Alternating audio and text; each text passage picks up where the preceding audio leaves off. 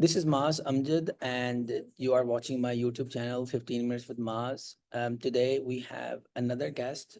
We will ask some questions about her journey into United States. How did she manage to come to United States on a Fulbright scholarship? And we will ask some more questions about writing an essay and how did she manage to complete all the documents. So I will begin this conversation by requesting you to introduce yourself. And once again, thank you so much for having us today. Of course. So, hello everyone. I am Meher. I'm a second year PhD student at the McComb School of Business here at UT Austin.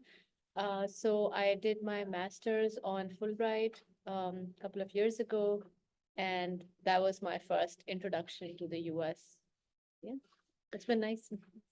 Thank you so much once again, Meher, for coming and having a conversation with me today.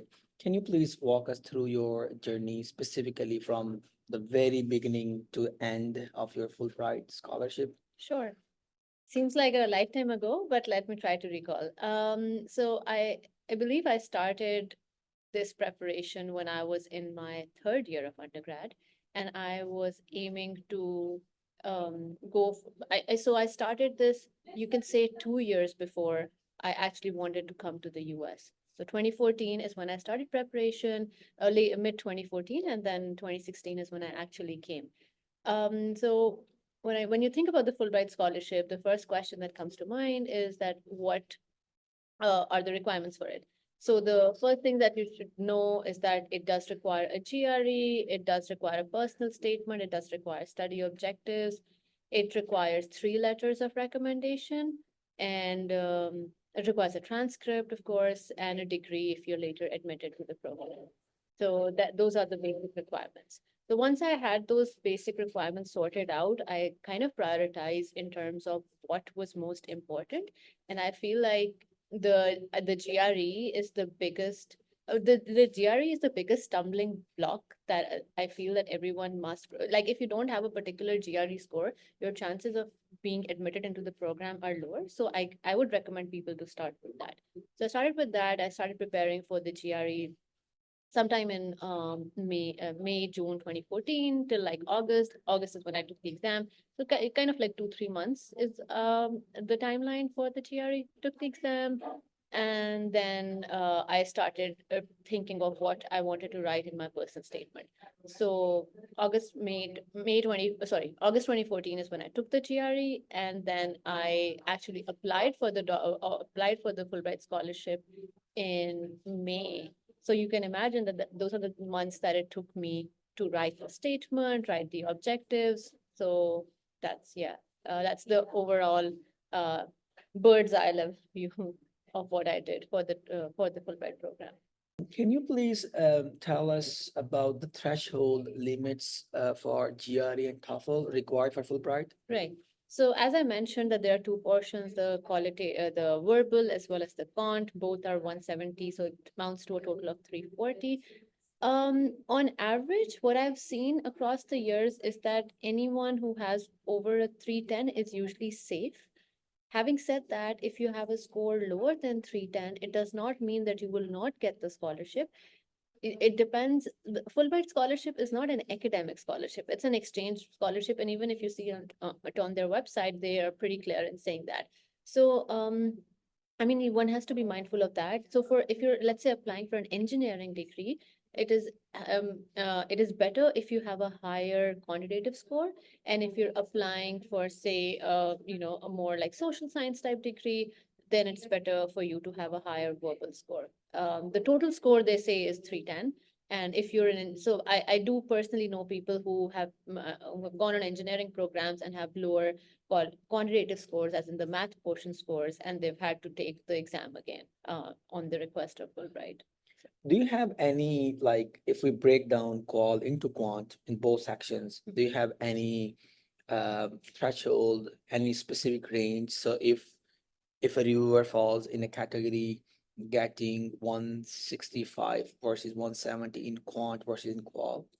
I do not think I can make that statement because I've seen people with a variety of scores getting admitted into the program. Like I said, I've seen the umbrella category as 310, but the breakdown as such, I mean, that shouldn't deter you. So what I'm trying to say is that if you have a lower GRE score as well, that should not stop you from applying into the Fulbright program, because a host of other things also matter.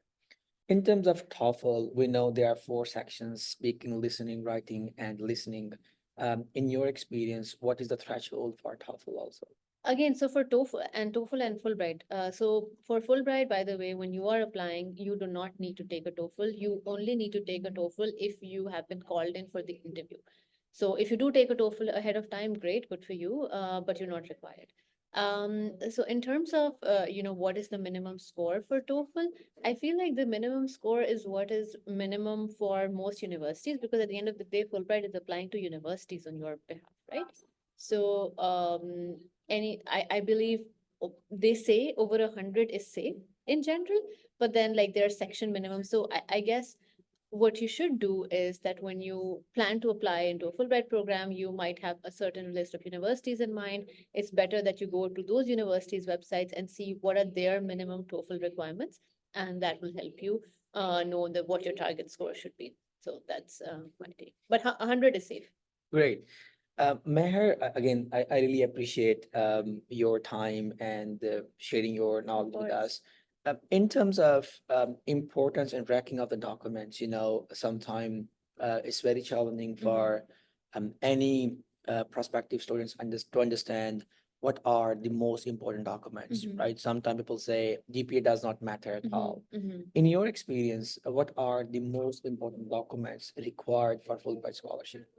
Okay, so when we say most important documents, we are basically meaning, we're basically trying to say what are the most important in terms of evaluation. Correct.